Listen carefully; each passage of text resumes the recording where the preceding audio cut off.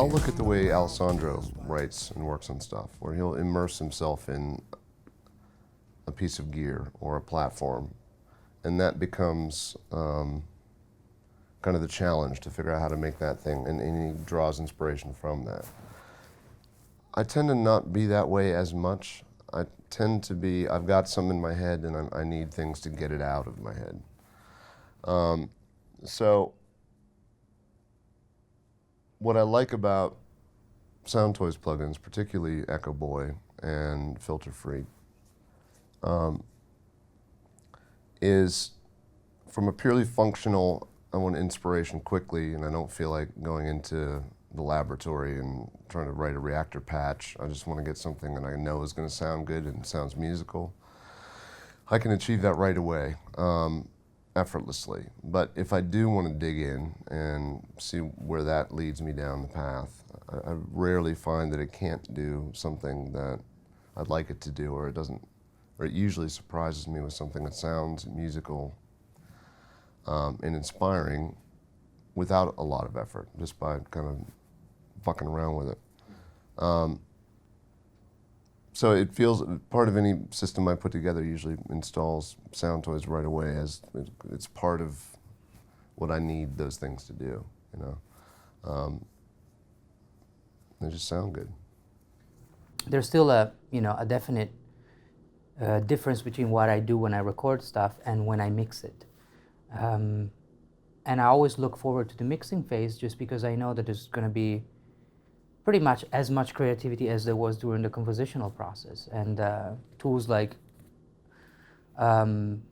Decapitator, I'm thinking about when I record, and I don't use them on recording because the system, the latency and stuff like that, I don't want to deal with stuff like that. But I already know that, like if you open my own Logic session, you'll see that out of, the 24 tracks that I usually use, all of them have it there, not bypassed on, just, not doing much, but doing, and I see Decapitator as a distortion for grown-ups in a way, because you can go, if you want to, you can go crazy, but if you bypass it, after having it on for a long time, you'll hear the difference. There's something that it does to the sound, which is very comforting, Well, I use Soundtoy stuff all the time, and I mean that, because aside from 9 Inch Nails, I have this other thing called the New Regime, where I write, play, and sing everything. I've been doing that for quite a few years.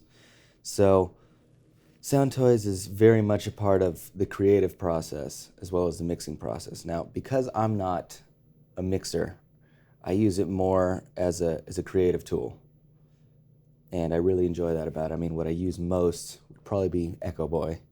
And what I love about EchoBoy is that it really does cover every end of the spectrum in terms of echoes and delay. And aside from modeling certain things, which it does extremely well, the amount of detail that they let you dive into is fantastic. I mean, when you have the, for example, the drop tab with where the warble and the diffusion and all this stuff, and then you can EQ the decay and the saturation.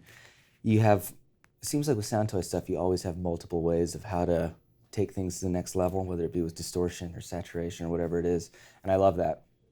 So I can always get what I'm looking for out of EchoBoy, and the more you use a plugin and you get to know how it works and you know the ins and outs of it, you kind of have it in mind for a part that you're writing. So whether I'm playing guitar or a synth or something, I know, okay, I'm going to run this through the space echo modeling on that, and I'm going to open the diffusion all the way and spread the width 100%. And you kind of just, it really does become part of the creative process for me. Now, I'll tell you something that we do in the studio quite a bit that may or may not be unusual, but most of what I've been trying to do musically, whether it be the scores or within 9 Inch Nails, is to try to show contrast between a sterile mechanical sound or rhythm and some element of humanity or decay or organic or live or whatnot.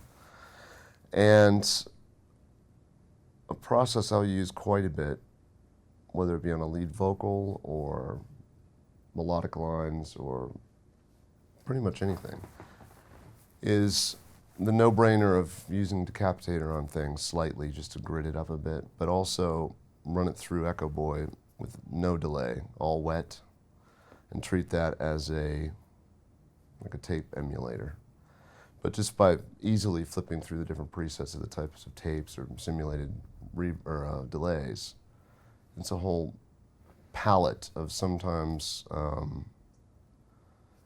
interesting character that doesn't sound like a delay, but it immediately has an interesting texture that I can find very inspiring. Like, I'll sing through it sometimes when I'm coming up with ideas, because I'll want something to sit in a track in a place that doesn't feel like high-end mic through high-end mic pre, high res, and if it needs to feel like it's in a place sometimes, that's kind of a trick I'll use that 9 times out of 10 creates that thing that makes it come to life, or gets it close to something that suddenly feels sexy or exciting and keeps it going. So don't tell anybody else. That's my trick.